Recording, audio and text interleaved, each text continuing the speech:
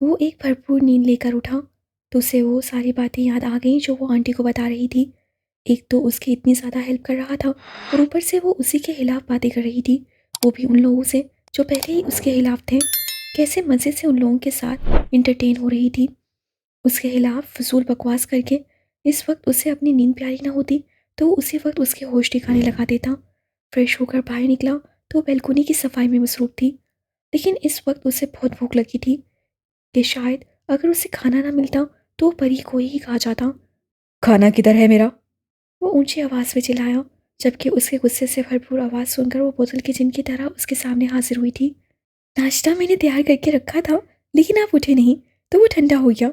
अभी मैंने खाना बना के रखा है, अगर आप कहें तो मैं आपको रोटी बना दूँ। वैसे अभी टाइम तो नहीं हुआ, लेकिन फिर भी आपने सुबह से कुछ नहीं खाया है। ऐसे सोए जैसे इंसान सो ना रहा हो बल्कि मरा पड़ा हो। मेरा मतलब बेहोश पड़ा। अब ऐसा भी क्या सोना, ना आगे का होश ना पीछे का। वो अपनी बात की दुरुस्तगी करते हुए खुद ही अपने पोंगे डायलॉग पर हंसी। हो गया, जाओ और मेरे लिए खाना लेकर आओ। और इतना भी मरा नहीं पड़ा था कि तुम्हारे नादर ख्यालात सुन ना पाऊँ। ये जो सोसाइटी की औरतों के साथ तुमने मेरी चुगलियाँ शुरू की हैं ना, उन्हें अभी से ख़त्म कर दो तो तुम्हारे लिए बेहतर है, वरना आगे जाकर मसला बन सकता है तुम्हारे लिए। क्योंकि अभी के लिए इस घर के अलावा तुम्हारा कोई ठिकाना नहीं है जहाँ जाकर तुम रह सको। और इस सोसाइटी के बाहर तुम्हें मेरे जैसे नहीं बल्कि उस इंस्पेक्टर जैसे लोग मिलेंगे जो तुम्हारी चूजी लुक देखकर तुम पर तरस हरगिज नहीं खाएंगे। आई मेरी बात समझ में चूजी? जाओ जाकर खाना लेकर आओ। वो बेहद गुस्से से कहता लगे हाथ उस पर टोंट करके सोफे पर फैल कर बैठ गया, जैसे उससे कोई बहुत बड़ा काम सरंजाम दिया हो। वो उसे बेहद गुस्से से घूरती पैर पटकती किचन की जानिब आ गई, क्योंकि जो भी था इस बात में कोई शक नहीं था कि फ़िलहाल के लिए उसका सहारा वही है। एक बार मुझे नौकरी मिल जाए, इसकी अकल टिकाने ना लगा दी तो मेरा नाम भी परी खान नहीं। पता नहीं अपने आप को क्या समझता है। वो रोटियां बेलती साथ साथ बड़बड़ाई जा रही थी। इतना भी मत बेलो, बाजू ही टूट जाएगा। है, तुम्हारे बाजू को बाजू कहना बाजू की तौहीन है। ये तो लकड़ी का टुकड़ा है। या अल्लाह इसे सेहत दे, देखकर भी तरस आता है। जल्दी खाना बनाओ और मेरे खिलाफ बड़बड़ाने वाले काम तुम बाद में करना। वो उसे दुआ देता वहीं किचन में रखी इकलौती कुर्सी पर बैठ गया। शायद उसे सच में बहुत भूख लगी थी। परी ने जल्दी से रोटी बनाकर गरम गरम ही उतार कर खाना कुर्सी के सामने रखी छोटी सी टेबल पर लगा दिया। गुस्से में खाना और भी अच्छा बनाती हो यार, तुम कुक क्यों नहीं बन जाती? है, तुम्हें कुक भी कौन रखेगा? इस काम की भी इजाज़त तुम्हें तुम्हारी सेहत नहीं देती। तुम बस मेरी ही कुक बन कर रहो। वो एक बार फिर से हंसना खाना शुरू कर चुका था। परी का दिल चाहा कि हाथ में पकड़ा हुआ बेलन उठाकर उसके सर पर मारे। वो उसे घूरते हुए पलटी ही थी कि उसे एक बार फिर से उस पर बहुत ज़्यादा गुस्सा आने लगा। वो उसके बारे में ऐसे कैसे कह सकता था? अब बर्दाश्त की इंतहा हो चुकी थी। वो अपने बारे में इतना फजूल भी नहीं सुन सकती थी। वो तेज़ी से कदम उठाती, उसके सामने से खाने के बर्तन उठाती, हाथ का मजबूत मुक्का बनाकर उसके मुख पर दे मारा। इससे पहले वो कुछ भी और समझता, वो बायां हाथ का मुक्का उसके मुंह पर मार चुकी थी। वह हैरानगी से उसे देखे जा रहा था, जबकि उसके हाथ का जोरदार पंच खाने के बाद उसके नाक से खून निकलने लगा था। समझ क्या रखा है मुझे? कभी प्लास्टिक की गुड़िया कहते हो तो कभी चूजी कहते हो, कभी कहते हो मैं हवा में उड़ जाऊंगी। कभी क्या, जब से आई हूँ मजाक बनाते जा रहे हो। खड़ूसते हो तुम, सुना तुमने? खड़ूसते हो। नहीं डरती मैं तुमसे। जो हो वो हो। आज के बाद ना मुझसे इन फजूल नामों से पुकारना, वरना मैं हड्डी पस्ती एक कर दूंगी। मैं दिखने में कमज़ोर हूँ इसका मतलब ये नहीं कि मैं तुम्हारा मुकाबला नहीं कर सकती। बड़ा आया मुझे फजूल बातें सुनाने वाला। वो अपना गुस्सा निकाल कर वापस पलटी कि उसे पीछे से आवाज़ सुनाई थी। ओ बीबी, रोटी दे दो, भूखा मारना है मुझे। उससे हैरान होकर पीछे मुड़कर देखा तो वो आराम से कुर्सी पर बैठा वैसे ही खाना खा रहा था। मतलब उससे उसे नहीं मारा था, ना ही उसकी होश ठिकाने लगाए थे। वो तो अब भी वैसे ही बैठा था जैसे पहले बैठा हुआ था। उसके तो किसी चीज़ में कोई चेंजिंग नहीं आई थी और नाक से खून भी नहीं निकल रहा था। मतलब ये सब उसकी इमेजिनेशन थी, उससे हकीकत में कुछ नहीं किया था। क्या सांप सूख गया है? इतना वक्त लगता है एक रोटी बनाने में? वो उसे घूरते हुए बोला तो वो जैसे होश की दुनिया में आते हुए तेजी से रोटी निकाल कर उसे देने लगी। ये देखा रोटी तो जलकर स्वाह हो गई थी। रोटी तो जल गई, उससे बेहद मासूमियत से कहा। तुम्हारी सेहत से जल गई होगी। वो हंसते हुए एक बार फिर से टोंट कर गया। दूसरी बना दो, वक्त नहीं है, मुझे जाना है कहीं। वो फौरन कहने लगा, परी एक बार फिर से मुंह बसोड़ते रोटी बनाने लगी। काश ये ख्वाब सच हो जाता। काश वो सच में उसका भरता बना चुकी होती। कितना हसीन था उसका काश ये सच हो चुका होता। लेकिन वो सिर्फ ऐसा सोच भी नहीं सकती थी। वो ना जाने कहाँ जा चुका था। उसे तो बस उससे इतना ही कहा था कि वो किसी ज़रूरी काम के लिए जा रहा है। वो काम क्या करता है उस बारे में वो कुछ नहीं जानती थी और ना ही वो उसके बारे में कुछ पूछती थी। उसके जाते ही वो बाहर सोसाइटी में आ गई थी। सोसाइटी में सात घर थे और तकरीबन सभी लोग शाम के वक्त बाहर बैठे थे। उस पूरी सोसाइटी में सिर्फ दो दुकानें थीं, जैसे उनके मोहल्ले में हुआ करती थीं। बड़े चाचा की दुकान बिल्कुल वैसे ही यहाँ आकर उसे बिल्कुल नहीं लगा था कि वो अपने मुल्क को छोड़ चुकी है। यहाँ के लोग बहुत प्यार करने वाले थे और साथ निभाने वाले थे। वो सब उसे बहुत अहमियत दे रहे थे। इस लड़की को लेकर उन सबको एक नहीं बल्कि दो बार गलतफहमी हुई थी। वो उसे बहुत गलत तस्वुर कर चुके थे, जबकि उसे जानने के बाद वो सबको ही प्यारी लगने लगी थी। सभी उसके लिए दुआ करते थे कि वो अपनी बीमारी से निकलकर जल्द सेहतयाब हो जाए। बच गई या उसने कुछ कहा? आंटी ने पूछा। किसी की ये मजाल जो हमें कुछ कहे? वो इतरा कर बोली तो आंटी हंसी। शुक्र है, मैं तो घबरा गई थी कि उससे कुछ कहा ना हो। वैसे नाम खूब डाला है तुमने। आंटी पुरसुकून सांस लेते हुए बोली तो वो भी हंसी। अरे आंटी, आप तो आधी अधूरी बात सुनकर खुश हो जाती हैं। आप मेरी पूरी बात तो सुने। हुआ कुछ यूं कि वो मुझे ताने मार रहे थे कि मैंने उनके खिलाफ इतनी सारी बातें की और अपनी सेहत पर बिल्कुल गौर नहीं किया। फिर क्या था, जब उन्होंने मेरी सेहत के खिलाफ बात की तो मुझे बड़ा गुस्सा आ गया। फिर उसके अंदाज से आंटी को मुतजस्सिस कर दिया था। फिर क्या आंटी? मैं गुस्से से पलटी, दाएं गाल पर मुक्का मारा, बाएं गाल पर मुक्का मारा, मुंह नाक से खून आने लगा था। वो बोली तो आंटी जैसे बेहोश होने के करीब पहुंच गई। ये तुम क्या कह रही हो लड़की? मुझे यकीन नहीं आ रहा। क्या ये हकीकत है? आंटी हैरानगी से पूछने लगी। यही तो मुझे नहीं पता। आप बताएं, क्या ख्वाब हकीकत होते हैं और क्या जागती आंखों से इंसान ख्वाब देख सकता है? वो मासूमियत से आंखें पटपटाते हुए पूछने लगी तो आंटी ने अगले ही लम्हे उसके सर पर चिपट लगाई थी। उफ लड़की, तुमने तो मुझे परेशान कर दिया। मुझे लगा सच में ये सब कुछ हुआ है। आंटी हंसते हुए बोली। सच होगा आंटी, बस एक बार मुझे सेहत में आ जाने दे। मैं उनके ऊपर बैठ गई तो मेरे नीचे सारी अकल टिकाने आ जाएगी। इतनी मोटी हो जाऊंगी मैं कि मैं फूंक मारूंगी और वो। बस बस लड़की, आसमानों से नीचे उतर आओ। जो बात मुमकिन ही नहीं उसके बारे में क्या सोचना। आंटी ने लम्हे की ताकीर ना करते हुए उसे हकीकत का आईना दिखाया तो वह एक बार फिर से मुंह बनाकर बैठ गई। काश ऐसा हो जाए। पता नहीं अपने आप को समझते क्या है। अल्लाह ने थोड़ी सेहत क्या दी है, बंदे के नखरे ही खत्म नहीं होते। आप भी तो माशाल्लाह से इतनी खूबसूरत सेहत की मालिक है। आपने तो कभी गरूर नहीं किया। वो उनके जिस्म को देखते हुए कहने लगी। आंटी ने एक नज़र अपने बेडोल जिस्म को देखा था, जिसे वो नज़र ना लग जाने की गर्ज से माशाल्लाह कह रही थी। मेरी जान, ऐसे ही तंग करता है तुम्हें। तुम उसकी बातों को दिल पर मत लगाया करो। और जो अजीबो गरीब ख्वाब देखा है ना तुमने, दोबारा कभी मत देखना, गुनाह मिलता है। शोहर के लिए ऐसा नहीं सोचते। वो उसे समझाने वाले अंदाज में बोली। लो, मैंने तुम्हारे लिए नौकरी ढूंढ ली है। एक रेस्टोरेंट है, वहाँ पर कुछ वर्कर्स की ज़रूरत है।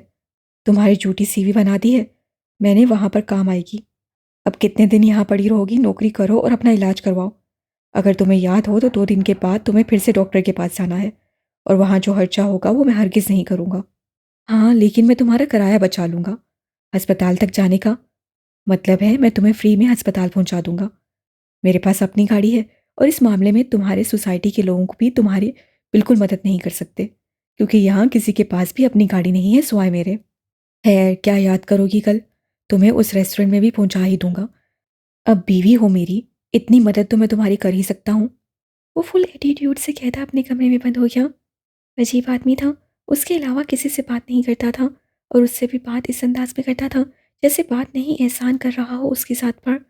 हंसता नहीं था, ज़्यादा खामोशी रहता था, बहुत कम बात करता था। जब भी करता था दिल चला कर रख देता था। उठते बैठते अल्लाह से उसके लिए सेहत की दुआ मांगता था, जो दुआ से ज़्यादा ताना लगती थी। वो 1 हफ्ते से उसके साथ रह रही थी, लेकिन अब तक उसके साथ की पहेली को सुलझा नहीं पाई थी। उसे खाने में क्या पसंद था क्या नहीं वो नहीं जानती थी, लेकिन वो जो कुछ भी बनाती थी खामोशी से खा लेता था। कल उससे बाहर की सेटिंग चेंज की थी।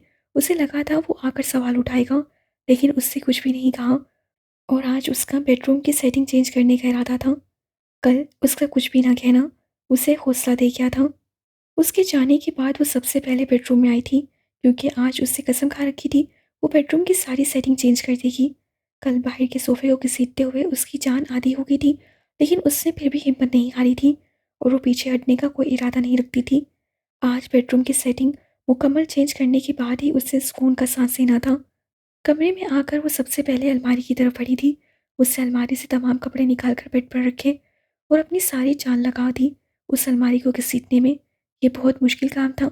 एक तो अलमारी इतनी लंबी थी, ऊपर से उससे घसीटी भी नहीं जा रही थी। आखिर उसकी मेहनत ने ज़रा सा रंग दिखाया तो अलमारी दीवार से सरा आगे आई, या शायद अलमारी को खुद ही उस मासूम पर तरस आ गया था। उससे बेहद फ़ख्र से अपने आप को शीशे में देखा और अपने कंधे से मस्नूई धूल उड़ा कर वो पीछे की जानिब आई। दीवार का सहारा लेकर उससे आगे अलमारी को घसीट कर उसकी नई जगह पर पहुंचा ही दिया।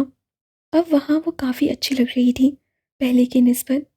कमरा खोलते ही अलमारी सामने उसे बिल्कुल अच्छी नहीं लग रही थी।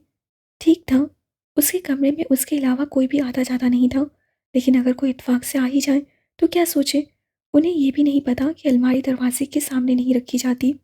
लेकिन इसमें उस बेचारे का क्या कसूर था? उसे क्या पता था? और वैसे भी मर्दों को क्या पता होता है? ये सारे काम तो औरतों के होते हैं।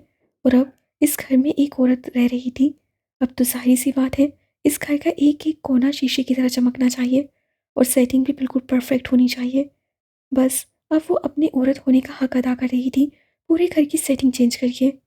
सबसे पहले उससे किचन की सेटिंग चेंज की थी, उसके बाद बाहर मौजूद छोटे से हॉल की और अब उस इकलौते कमरे की कर रही थी। लेकिन उस कमरे में मौजूद सारी चीज़ें काफ़ी वसी थीं, जो उससे उठाई नहीं जा रही थीं, लेकिन फिर भी उसने औरत होने का हक अदा करना था। आखिर उससे हिम्मत करके हर चीज़ को असल जगह पर पहुँचा दिया था। अब सिर्फ़ बेड की सेटिंग रहती थी, जो देखने में ही ज़रूरत से ज़्यादा भारी महसूस हो रहा था। या अल्लाह मुझे हिम्मत दे कि मैं इसे खींच सकूं। बस यही एक काम रहता है, बाकी कमरा कितना प्यारा लग रहा है। उसे अपने काम से काफ़ी खुशी हो रही थी। बस अब ये एक बेड रह गया था, जिसके लिए उसे पता नहीं कितनी जान लगनी थी। बेड को ज़रा सा खींचने पर ही उसे ऐसा लगा कि अगर उसे पानी ना मिला तो यहीं पर मर जाएगी। वो फ़ौरन किचन में गई थी और जग भर कर पानी का ग्लास लाई थी। उसे खटाखट एक ग्लास पानी का चढ़ाया और बेड पर अपनी जान लगाने लगी। लेकिन अगले ही लम्हे उसे महसूस हुआ था कि ये उसके बस से बाहर है। वो बेड पर लेट गई। नहीं परी, तुझे हिम्मत नहीं हारनी, तू एक औरत है और ये सब कुछ नहीं चल सकता। ऐसी सेटिंग सिर्फ मर्द हजरात ही कर सकते हैं। कितना बुरा है यहाँ सब कुछ। मैं ऐसा नहीं होने दूंगी। मैं इस घर में रहती हूँ और अगले 6 महीने तक मुझे यहीं पर रहना है। तो बेहतर है कि हिम्मत हारने की बजाय हिम्मत से काम लूँ। और वैसे भी अगर उस खड़ूस सेव को पता चल गया कि मैंने हिम्मत करके इस बेड को थोड़ा सा आगे खिसकाया है, लेकिन आगे नहीं घसीट पाई, तो कितना मज़ाक उड़ाएगा। पता नहीं क्या-क्या कहता रहता है।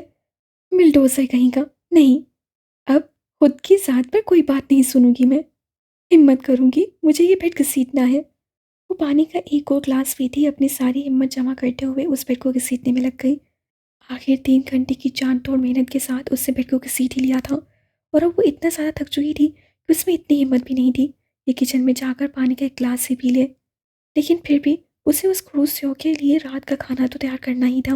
लेकिन वो ऐसा क्या बनाए जो जल्दी बन जाए, क्योंकि अब उसके आने में थोड़ा ही वक़्त बाकी था और कुछ भी अच्छा-सा बनाने के लिए उसे वक़्त दरकार था, जो उसके पास नहीं था और ना ही उसमें इतनी हिम्मत थी कि वो ज़्यादा देर खड़ी रहकर कुछ बना पाती।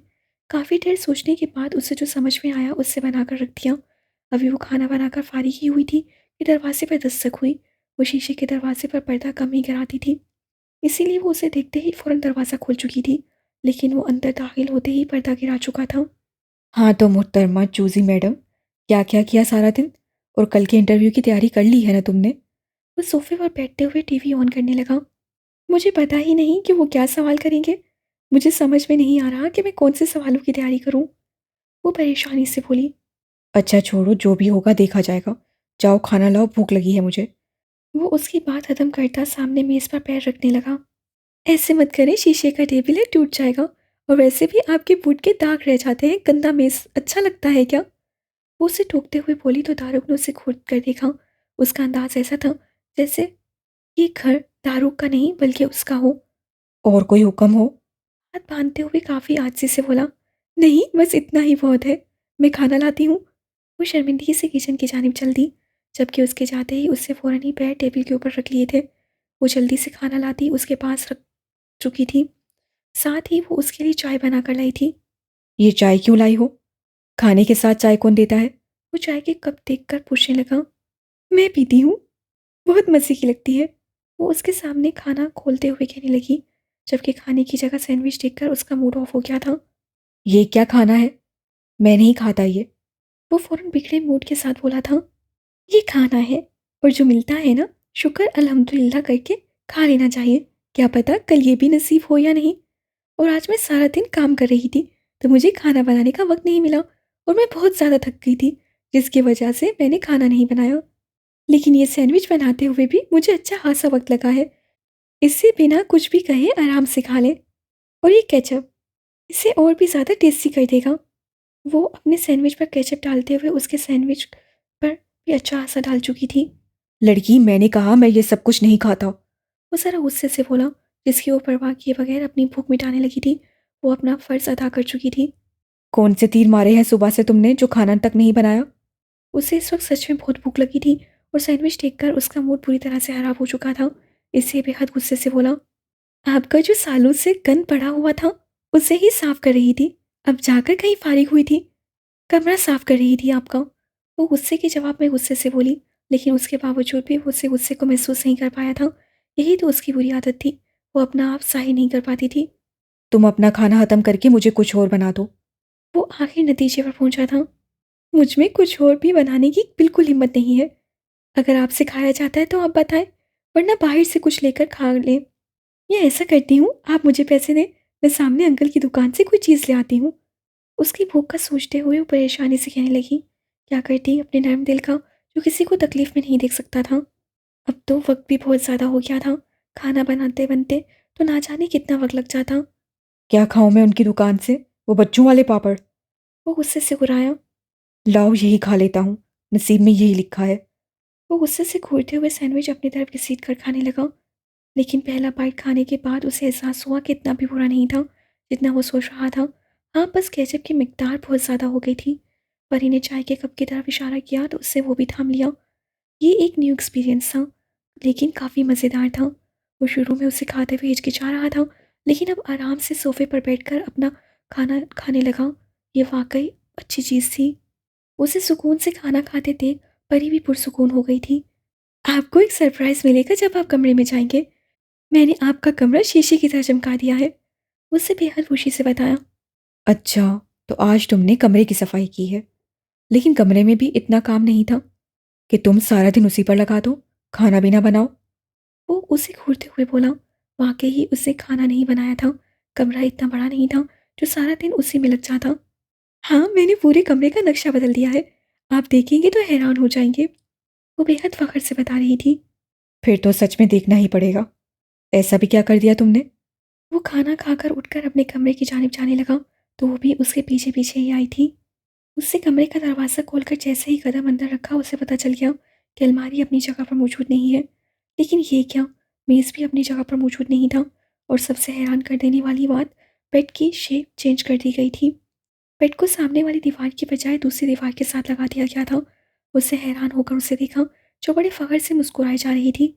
उसे यकीन था उसकी सेटिंग उसे बेहद पसंद आएगी और वो खुश होकर उसे शाबाशी भी देगा।